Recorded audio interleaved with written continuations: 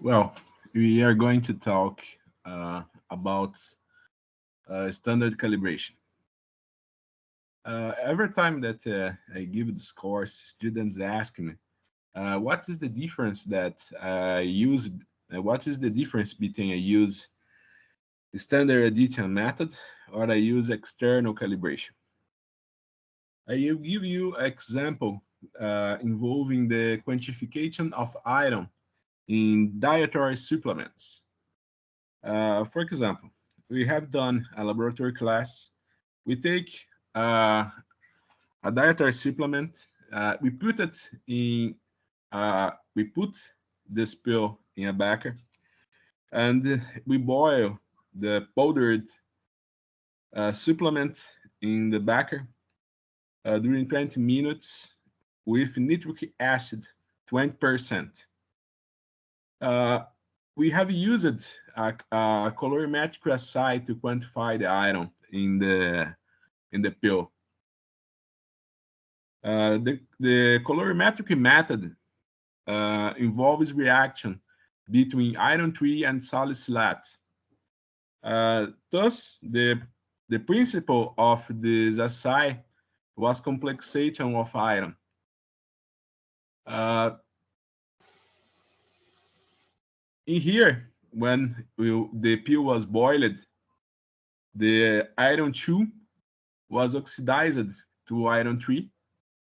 Then the solution was filtered and transferred to 100 milliliters volumetric flask. We complete the volume to the mark to assure that we have 100 milliliters in the solution.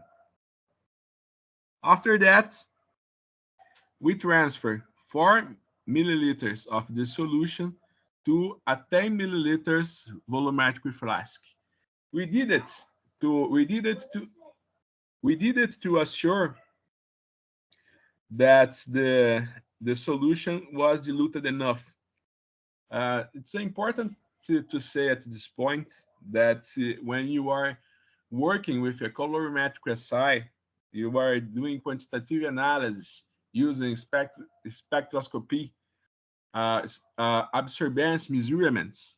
Your absorbance must be higher than your absorbance must be higher than 0.1, and it must be lower than 1.2.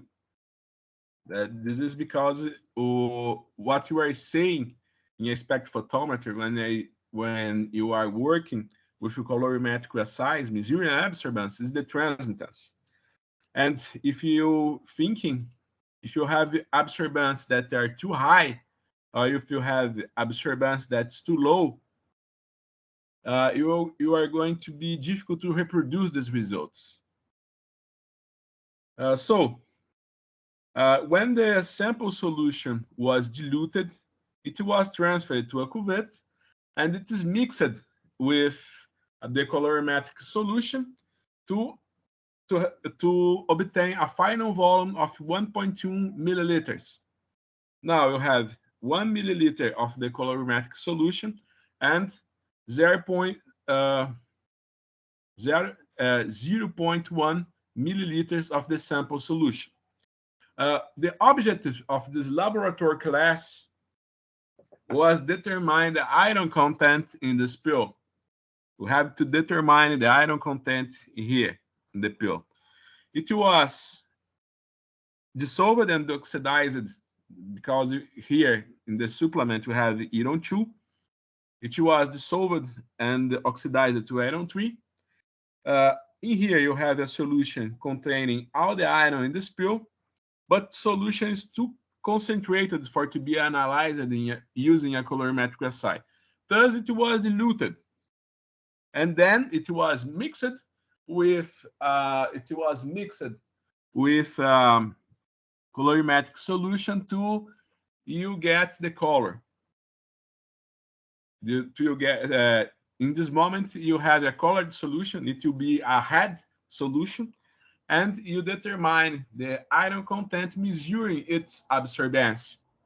You could thinking like the head color intensity, right?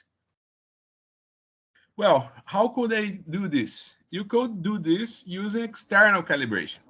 What was external calibration? I prepare a series of standard solutions. Then I measure the absorbance of these solutions, the analytical signal of the solutions. And using the analytical curve obtained, I can determine the iron content in my pills. For example, I am just showing you how it works. I have prepared 0.01 mole per liter iron 3 solution. The iron 3 that I have used in this assay is 0.97%, 97%. Thus, I multiplied my molar concentration for reactant period. Here I have the iron molecular weight that is given in gram per mole. So I multiplied my molar concentration by my iron concentration and multiplied it to 1000 because I want my answers, my concentration in milligrams per liter.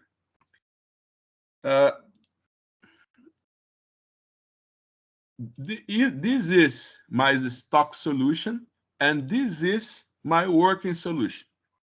In analytical chemistry, normally you have a working solution and a stock solution. The stock solution is a concentrated solution where I will take it and dilute it. I will dilute it this working. Sorry, I will dilute my stock solution to obtain my working solution. Normally, I keep for 1 month my stock solution. Using my stock solution, I'll prepare my working solution. I will prepare it. I prepare my working solution, diluting my stock solution. In this case, I have transferred 4 milliliters of my stock solution to a 10 milliliters volumetric flask and completed to the mark. So I diluted my stock solution 2.5 times, right? This is the same that I multiply this value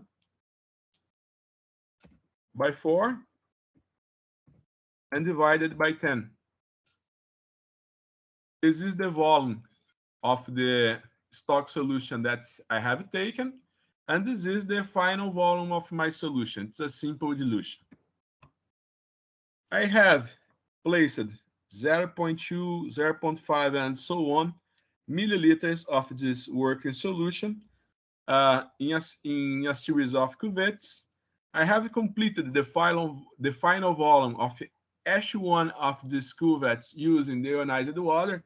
For example, in here I have added 0.08 milliliters of deionized water to have 0.1 milliliters of standard solution. Then I add to these solutions 1 milliliter of my colorimetric solution. Then in this cell, I calculate the concentration of my standard solutions. The concentration of my working solution, the concentration of my working solution multiplied by the volume of the working solution which I have added to the cuvette and divided for the final volume. So I have prepared a series of standard solutions. I have measured its absorbance. Absorbance is the analytical signal. Every time that I have a calibration plot, I will have a straight line containing in the x-axis, in the x-axis, I will have my standard concentrations, and here in the y-axis, I have my analytical analytical signal. Well, I can obtain the analytical curve using Microsoft Excel. My Excel is in Portuguese, but if you're going here, insert in your English version of Microsoft Excel, you are going to here, and obtain a plot.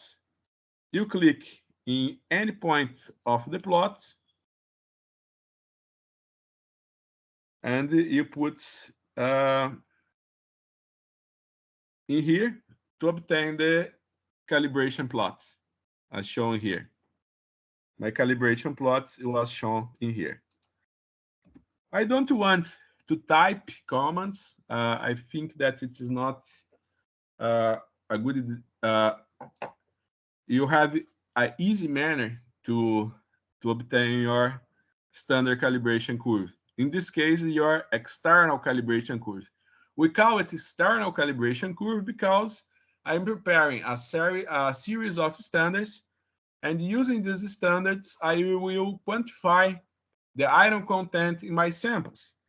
But at this point, you might be thinking, I just prepared the iron solutions in the ionized water.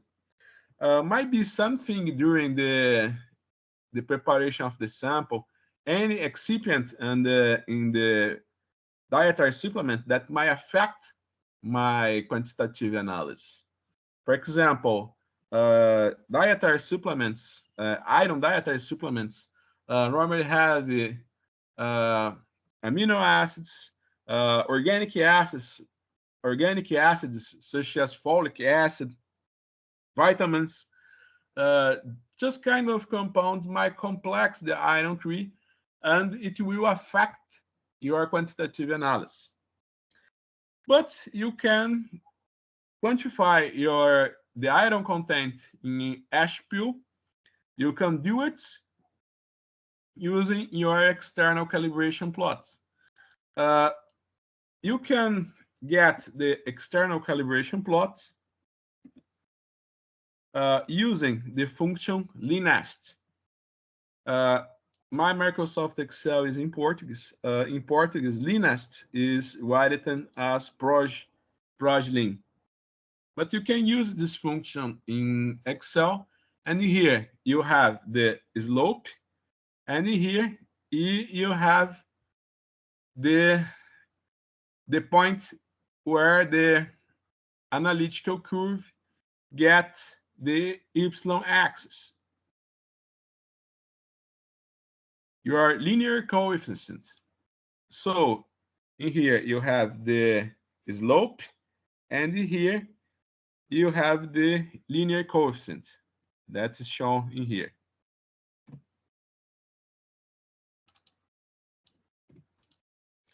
You might use your standard calibration curve to determine the concentration of iron in your sample. For example, in here, a sample that was prepared like as shown here was analyzed.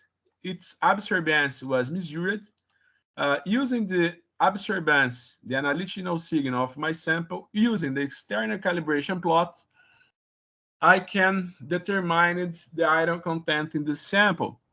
Looking here, I just have done the linear coefficient, subtracted it from the analytical signal, divided by the slope.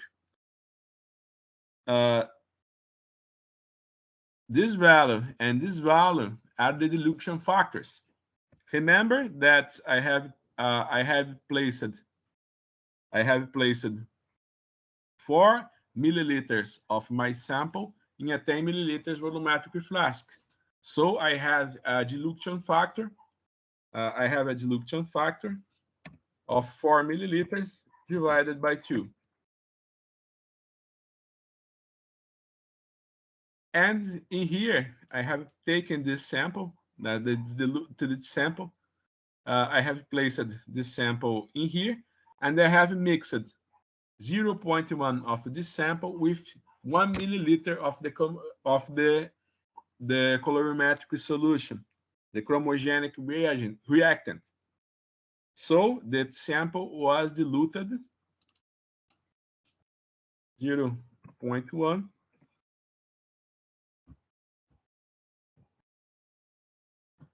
divided by 1.1.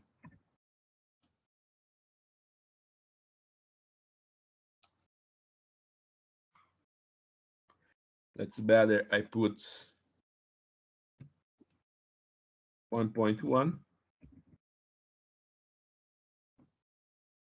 divided by 0.1. So in here, this and this are dilution factors. If you look to the picture, you are going to see that I dissolved my sample to a final volume of 100 milliliters. So when I multiplied the sample concentration by its volume, that is 0.1 liters, I get the sample mass. So I can say that in this sample, in this dietary supplement sample which have been analyzed, I have 32.3 milligrams of iron 2. If you, I can be more clear in here. For example, in here you have the calibration plot. So you have the slope multiplied by the concentration plus the linear coefficient. If I have the epsilon value, that is my analytical signal, I can determine my concentration. I just have to use this equation. So I can do that my concentration is equal to the analytical signal subtracted from the linear coefficient and divided by the slope. So I have my standard using my external calibration curve. I can determine the concentration of my samples as I am showing here. A simple detail, because if my sample was diluted, my sample was my original sample was diluted when I put 4 milliliters to a final 10 milliliters volume. Sorry. Well, it's not working as I think. You have placed 4 milliliters to of the sample to a final 10 milliliters volume. So my sample was diluted 0.4 times. So in here, I will divide my concentration by the dilution factor.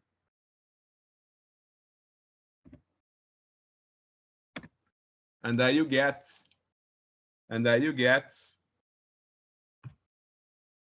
the dilution factor. Now remember, my sample was diluted. I have to take this in account when I do my iron quantification. When I calculate the final iron mass in my sample, I must take in the calculations the dilution factors, because my sample was diluted 2 times. I have diluted my original sample 2 times during the analytical process.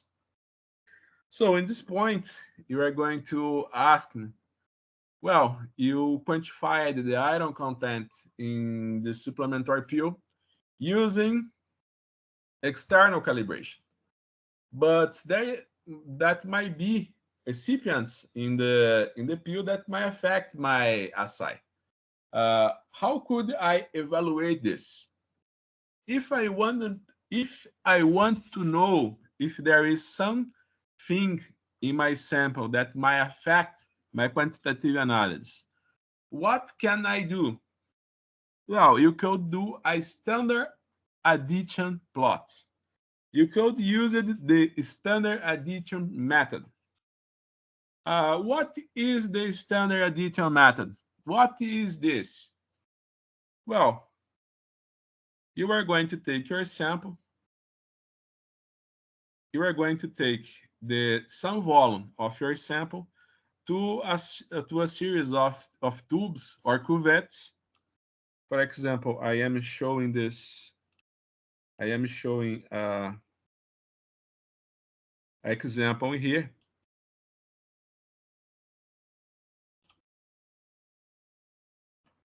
Well, it is. I am showing example here, as you can see.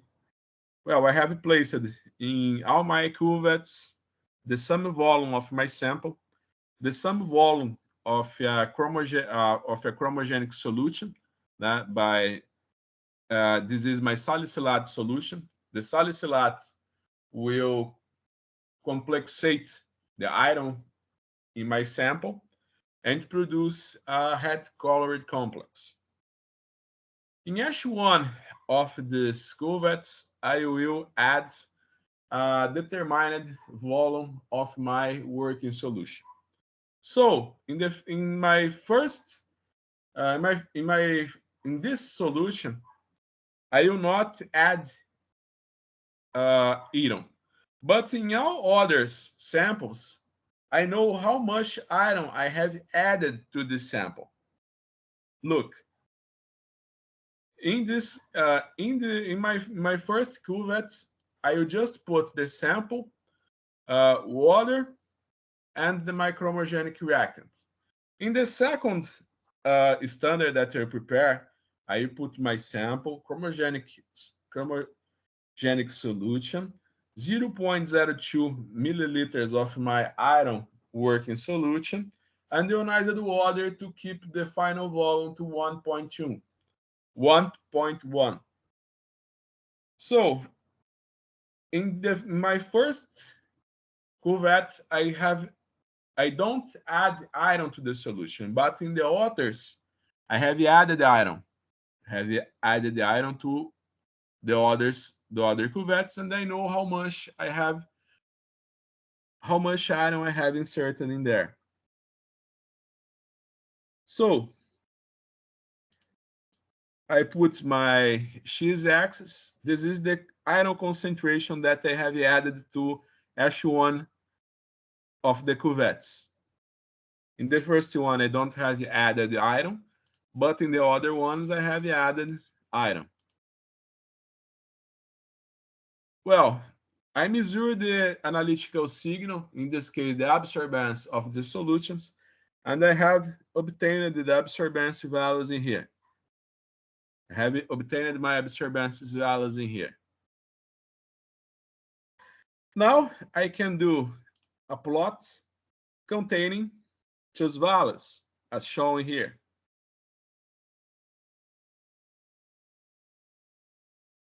If I have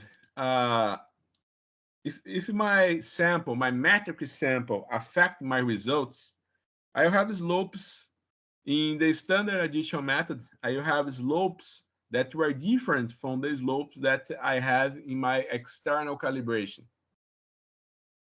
So the better, so you can say that there is matrix effect, and you can say that there is not matrix effect.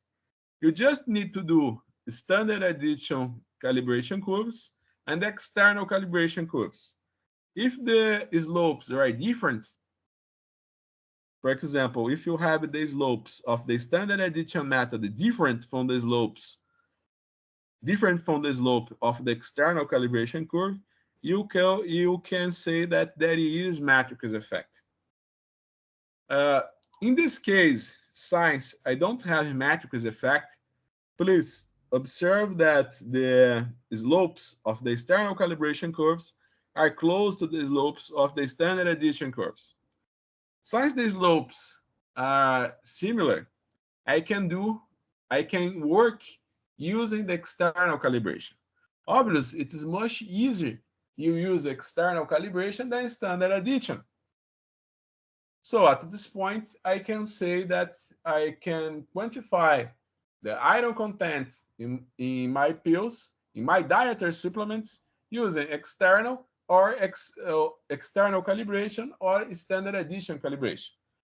Sure that you prefer to use external calibration because it is simple and fast. At this point, you are going to say, at this point in my thinking, the concentration that you have determined using the standard addition method is different from the concentration that you have found using external calibration. Well, we might calculate the concentration of samples using the standard addition method. You might think that you have a first order equation like in the standard addition method as you have in external calibration. Now you have the slope multiplied by the iron concentration plus the linear coefficient. When this standard addition plots cross the x-axis, you have the concentration of your sample. So when this plot, this standard addition calibration curves get in this axis, you have this. So since you have 0 in here, you might calculate your concentration. Now I have to give you a zoom. You might calculate your concentration doing the linear coefficient divided by the slope. In here, I have calculated the slope and the linear coefficient. So in here, I have my concentrations. Observe, you have the linear coefficient divided by the slope. In here, I have my iron concentration. I have my iron concentration in supplement F, and I have my iron concentration in supplement V. So I cannot forget my dilution factors. Remember that my sample was diluted in here and that's diluted in here. So I will multiply my concentration by my dilution factors, and I will multiply it by the volumetric flask volume to change from concentration to mass. And in here, I have my iron concentration in my dietary supplements. You might observe that the values that I have obtained using standard addition method and external calibration are very close. You might observe in here I have results obtained external calibration, and in here I have results obtained standard addition method. It's very easy. You calculate the iron concentration in your solution using the standard addition method. You might determine the concentration just dividing the angular coefficient by the slope.